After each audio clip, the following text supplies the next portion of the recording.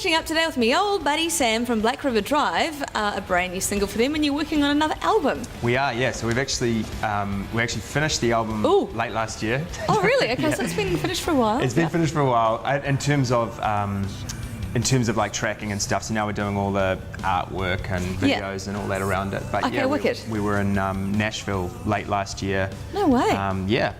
We did the album with a guy called Toby Wright, who's done, probably most famously, he produced the early Alice in Chains stuff. Choice. Maybe even more legendarily than that, I think he was assistant engineer on And Justice for All, so he was sort of there. Wow, so how did you jump on board with that? Well, it's a long story, but the short version of it is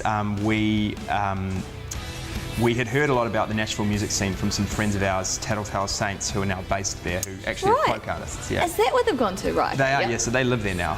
And they were basically raving about it, and Nashville's known for country music, but there's a whole lot of stuff going on there now. Aside from the album, what is Nashville like? Amazing. Yeah. You can go out any night of the week and you can see the best musicians you've ever seen in your life, and they'll be playing in a bar smaller than, a little rock and roll bar in Auckland. Like, we used to go on a Tuesday and watch this guy, Jim Oblon, who plays drums for Paul Simon. He had a little bar band. He was actually playing guitar in the bar band. He's a way better guitar player than me, and he's not even known for his guitar playing. It's crazy. And it was free. It's just like rocking. Yeah. They play for tips. They've got their guitar case in front of them, and and there's people like that all over town. Well, tell me what has been happening with Black River Drive, because you've got 5 members now. Yep. And then what's the story like your guitarist is now playing keys, is that right? Yep, that's right. Yeah, so what was the impetus for that? Well, yeah, Matt, our guitar player, had always been primarily a piano player. Yeah.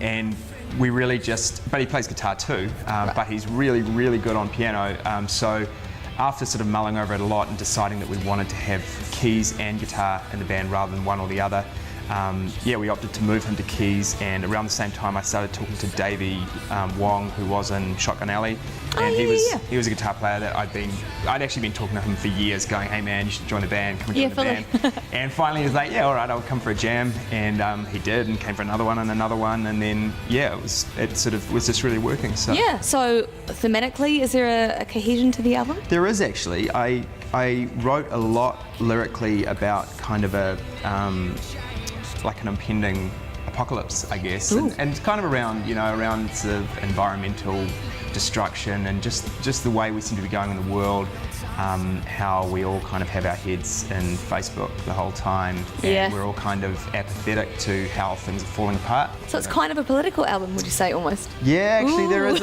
a bit of a political tune in there. Yeah. That's sort of New Zealand specific, I guess. Cool. Just about how we kind of keep getting told how things are going to be from the government, and again everybody kind of goes, no, I don't really like that, but okay. Okay, then just put it on Facebook. Oh, yeah, right. I'll put it on Facebook. YouTube, look at that picture of a cat. That's it. Yeah. Completely. That says a lot about, I suppose, how we are right now. Well, then gigs, any shows coming up for us? Yep, we're playing support for I Am Giant on the 2nd of August. Yes, and right. So that's our sort of one in the immediate future, and then we're just starting to talk about when we're going to do tour dates around the album release, and the album I think is going to come out either late September or early October.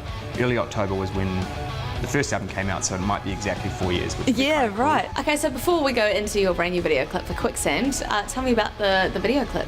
Yeah, so we did this one with the help of a New Zealand On Air grant, and we got our friend Ryan Kofi to direct it, so it's his first ever music video that he's done, but I love sort of he's done a lot of stop motion stuff. Okay. And he came up with this idea to do like a stop motion band video where he took about 3,500 individual photos of the band and stitched them all together, so you get this amazing kind of dreamlike quality to the video. So he must have had like no life during making that video. Pretty much. Just in his editing suite, working piece by piece. Oh, he just loves it. He's so dedicated to it, and just got stuck in and went way beyond, I think, what we really should have got for the budget just to make it amazing. So. Right, that is so cool. And like the idea of the actual song being called Quicksand, is that idea of like burying your head?